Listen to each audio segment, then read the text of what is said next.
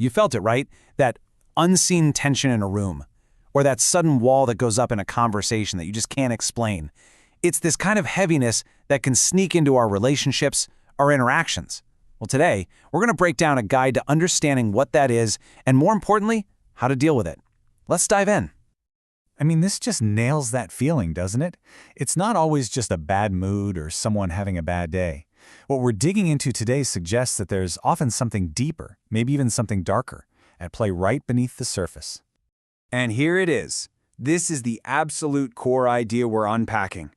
That argument you keep having, that friction you always feel with a certain person. What if the real conflict isn't with them at all, but with an unseen influence that's working through them? Okay, so to really get a handle on this, there's a 5-part game plan. First, we have to recognize who the real enemy is. Then, we'll talk about guarding our own spirit. After that, we'll see how to speak with real authority, how to use love as a secret weapon, and finally, when it's time for prayer, fasting, and even walking away. So, let's jump into part 1, recognizing the real enemy.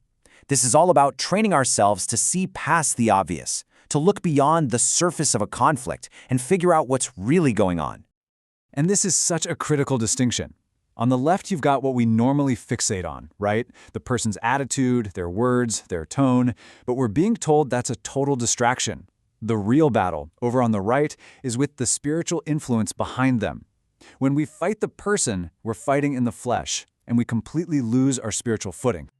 And look, this idea is anchored right here in Scripture. Ephesians 6:12 lays it out plain as day. Our fight isn't with other people, it's with these unseen spiritual forces. This just drives the point home. If you're battling your coworker, your boss, your family member, you're aiming at the wrong target. This example is just brilliant. Think about it. Jesus saw right past his friend Peter, who probably meant well, and he spoke directly to the spirit that was influencing him. He didn't get offended by Peter's words. He pinpointed the real source of the problem and dealt with that. It's a huge lesson that even people who love us can be used to bring resistance. Okay, so that takes us right into our second point, which builds on this perfectly. Before you can even think about addressing something out there, you've got to guard your own spirit. Real authority always starts with your own internal alignment with God. So how do we actually do that? Well, the game plan is pretty clear. It's about consistently putting on that spiritual armor from Ephesians. It means taking time to pull away and pray, to get aligned, just like we saw Jesus do.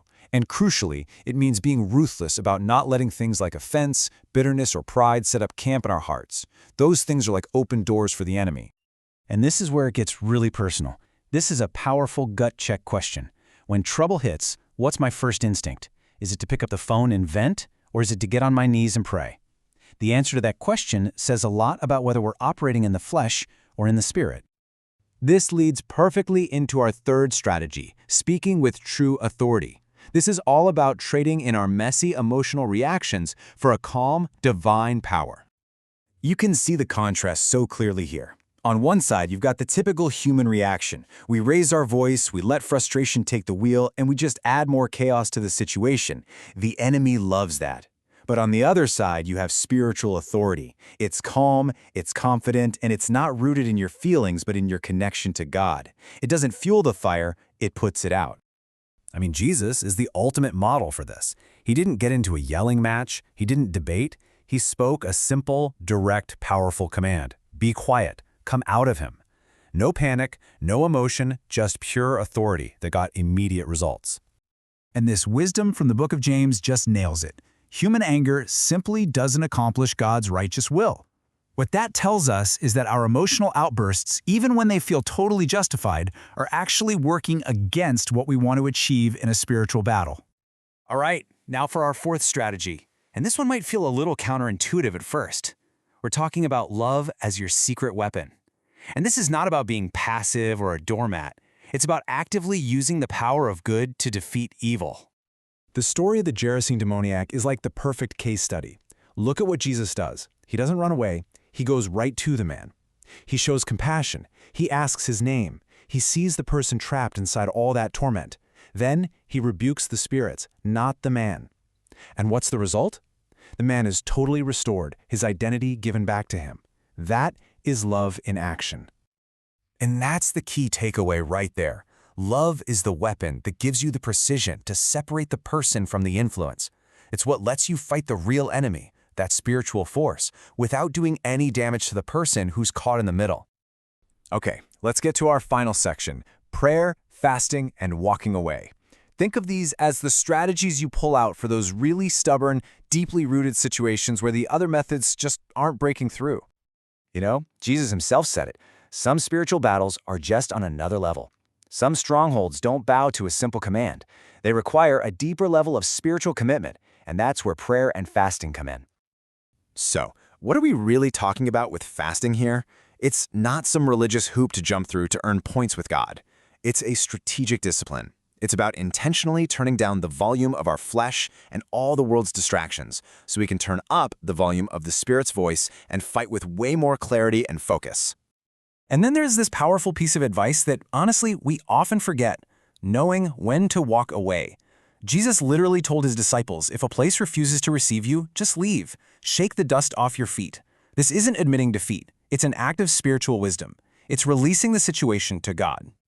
So as we wrap this all up, let's circle back one last time to that central message. This entire framework is built on this one profound truth. You are never meant to fight with people. You're meant to fight for them, to fight for their freedom from the things that are trying to control and destroy them. And the final takeaway is just pure empowerment. Because of your alignment with God, because you have access to these spiritual tools, you have the authority to literally shift the atmosphere around you. You are not just a passive victim of your circumstances. So, this isn't just about learning some interesting ideas. It's about putting them into practice. The victory, we're told, has already been won. So the only question left, the question for you and for me, is a really personal one. Knowing all this, how are you going to walk in that victory?